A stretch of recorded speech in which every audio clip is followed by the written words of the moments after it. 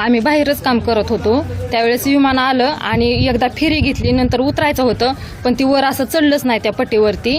आणि ज्यावेळेस स्फोट झाला त्यावेळेस ती 2 बॉडी अशा साईडला पडल्या.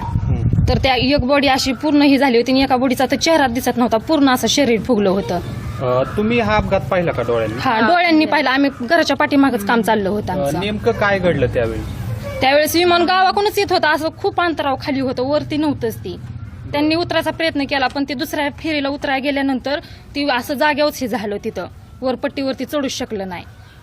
स्फोट खूप मोठा झाला का? खूप मोठा होता.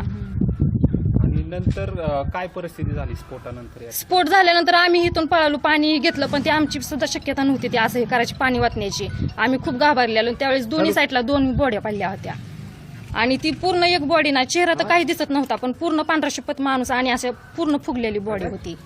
2 बॉड्या साईडला पडल्या, बाकीच्या बॉड्या पूर्ण आत होत्या आणि खूप मोठा जाळ होता तिथं. आम्ही लय घाबरलेलो.